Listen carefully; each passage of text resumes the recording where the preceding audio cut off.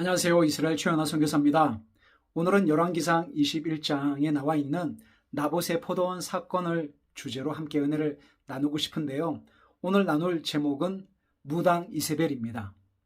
오늘 이 말씀은 저와 여러분들에게 아주 중요한 메시지라고 생각을 합니다.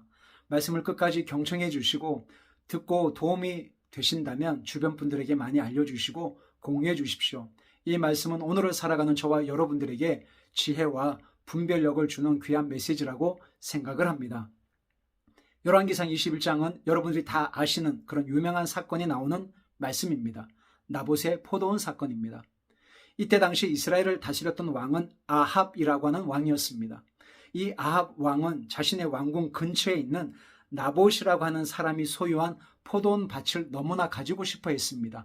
왕의 권력으로, 왕의 군사력으로, 자신의 힘으로 이 땅을 뺏을 수 있었겠지만 그는 나봇에게 이 땅을 자신에게 매매하라고 이야기를 합니다. 너가 갖고 있는 그 포도원 밭보다 더 아름답고 좋은 땅을 주겠다라고 이야기를 합니다. 만약에 너가 원치 않으면 너가 지금 갖고 있는 이 땅에 훨씬 더 많은 돈으로 내가 그 땅을 구입하겠다라고까지 제안을 하지요. 그런데 나봇은 그 제안을 거절합니다. 이유는 한 가지 때문이었습니다. 그것은 하나님의 율법이 그것을 금하고 있기 때문입니다. 열왕기상 21장 3절입니다. 나봇이 아합에게 말하되 내 조상의 유산을 왕에게 주기를 여호와께서 금하실지로다 하니, 다시 말씀드리면 신명기 율법에 의하면 모든 땅의 주인은 하나님이십니다. 그리고 그 하나님께서 각 조상들에게 주신 땅은 매매할 수 없게끔 율법에 규정되어 있습니다. 그래서 나봇은 조상의 유언에 따라서, 유산에 따라서 그 땅은 왕에게 팔 수 없다라고, 하나님께서 금하신 일이다라고 이야기를 하죠. 그 말을 들은 아합은 무척이나 근심하고 답답해합니다. 왕궁에 돌아와서 침상에 눕고 식사도 하지 않습니다. 그 모습을 본 아합 왕의 이세벨의 이야기를 오늘 여러분들이 주목하셔야 됩니다. 왜냐하면 이세벨의 직업이 바로 주술사, 바로 무당이었기 때문에 그렇습니다.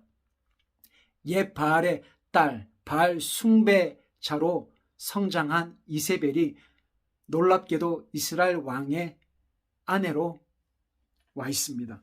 이 이세벨이 자신의 남편이 식사하지 않는 모습을 보고 묻게 되죠. 왜 식사를 안 합니까? 그랬더니 나봇이 나에게 포도원을 팔지 않아서 내가 하도 답답해서 밥이 안 넘어갑니다 라고 대답을 합니다. 그 얘기를 들은 이 무당 이세벨이 어떻게 이야기를 하는지 잘 들어보십시오. 7절입니다. 그의 아내 이세벨이 그에게 이르되 왕이 지금 이스라엘 나라를 다스리시나이까 일어나 식사를 하시고 마음을 즐겁게 하소서. 내가 이스라엘 사람 나봇의 포도원을 왕께 드리리다 하고. 사랑하는 여러분, 이세벨이 왕에게 이렇게 이야기를 합니다. 지금 이스라엘 나라를 왕이 지금 다스리고 있습니까? 이게 무슨 말이냐면 당신이 지금 왕 아닙니까? 아니, 왕이 못할 게 뭐가 있습니까? 권력이 없습니까? 돈이 없습니까? 명예가 없습니까? 군사력이 없습니까?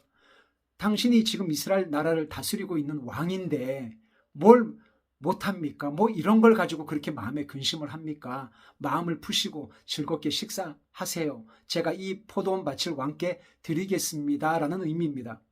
이 무당 이세벨은 포도원 밭을 갖기 위해서 얼마나 치밀하고 사악하게 일을 만들어내는지 여러분들이 유념해서 살펴보셔야 됩니다. 8절입니다. 이세벨이 이렇게 일을 처리합니다. 8절에 아합의 이름으로 편지들을 쓰고 그 인을 치고 봉하여 그의 성읍에서 나봇과 함께 사는 장로와 귀족들에게 보내니, 첫 번째 했던 일은 아합의 이름으로 편지들을 쓰게 합니다. 다시 말씀드리면 공문서를 쓰게 합니다. 아합의 이름으로 편지를 써야 효력이 있고 힘이 있는 거겠지요. 그리고 그 공문서가 왕이 썼다라고 하는 것을 확인하는 것은 바로 왕의 도장입니다. 인장 반지를 찍습니다. 확실한 공문서라고 하는 효력이 발생한 것입니다. 세 번째는 나봇이 사는 그 마을에 리더들이 있었습니다. 장로와 귀족들이 있었습니다. 백성들의 재판을 담당하는 그런 고위 관료라고 할 수 있는 사람들에게 편지를 보냅니다. 9절에 보시면 여기서 정말 중요한 일을 하라고 이야기를 하는데 그 편지 사연에 이르기를 금식을 선포하고 나봇을 백성 가운데 높이 앉힌 후에 10절입니다. 불량자 두 사람을 그의 앞에 마주 앉히고 그에게 대하여 증거하기를 너가 하나님과 왕을 저주하였다 하게 하고 곧 그를 끌고 나가서 돌로 쳐 죽이라 하였더라. 네 번째 했던 일은 금식을 선포하라고 그 편지 내용에 쓰여 있습니다. 여러분, 구약 성경을 읽다 보면 이스라엘 백성들이 금식을 할 때가 종종 있었습니다. 그들은 언제 금식을 선포했나요? 국가적인 재난이나 위기, 그리고 이스라엘 백성들이 중대한 범죄를 저질렀을 때에 금식을 선포하고 하나님께 회개하며 도움과 은혜를 구한 행위가 바로 금식이었습니다. 포도원 밭을 얻어내기 위해서 금식을 선포한 적은 한 번도 없었죠. 이세벨은 이 금식이라고 하는 제도를 통해서 자신의 사사로운 이익을 얻기 위해서 금식을 교묘하게 왜곡하고 있는 것이 보이십니까? 금식을 선포했을 때 백성들은 우리나라에 뭔가 중요한 문제가 발생했구나라고 생각을 해서 모였을 것입니다. 그 많은 백성들 앞에 나봇이라고 하는 사람을 높이 세웠습니다. 그리고 10절에 불량자 두 사람을 나봇과 마주 앉게 합니다. 여기서 사용된 불량자라고 하는 히브리어의 단어가 블리바알입니다. 블리바알이라는 말은 주인이 없는 자, 영어로 표현하면 갱스터입니다. 쉽게 말씀드리면 깡패라는 뜻입니다.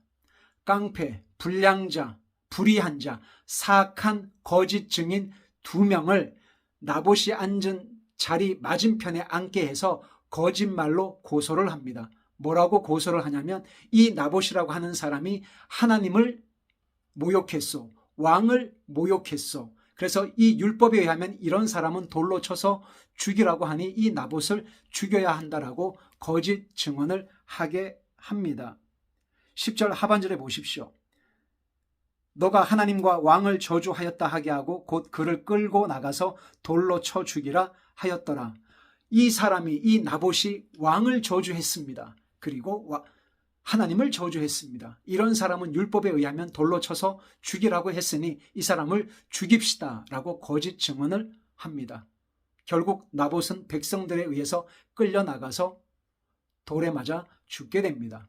이것이 무당 이세벨이 자신의 남편의 욕심을 채우기 위해서 의로운 사람, 하나님의 율법을 지켰던 나봇의 피를 흘리게 만든, 그래서 이 사건을 얼마나 교묘하게 조작하고 감추고 거짓말해서 이 율법을 교묘하게 비틀어서 자신의 사리사욕을 채우게 되었는지 성경은 분명하게 경고하고 있습니다. 그 여인의 이름이 바로 이세벨입니다. 그리고 그의 직업은 바로 무당이요, 주술사요, 복술자요, 점치는 자요, 오늘날로 표현하면 굿하는 사람이었습니다. 손금 보는 사람, 미래를 예언하는 사람, 타로를 하는 사람, 점치는 사람, 그런 사람이 최고 위치에 있을 때에 자신의 권력을 가지고 의로운 백성의 피를 흘린 이 사건은 하나님의 무서운 진노와 심판을 가지고 왔습니다.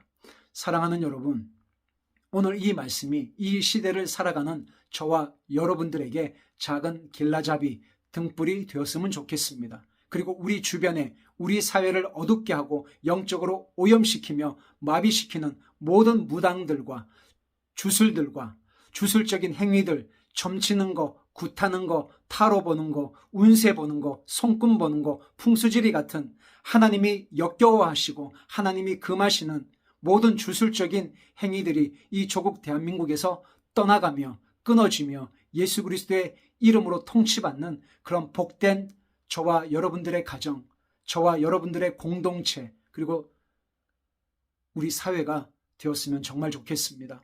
여러분, 감사합니다. 다음 시간에 또 뵙겠습니다.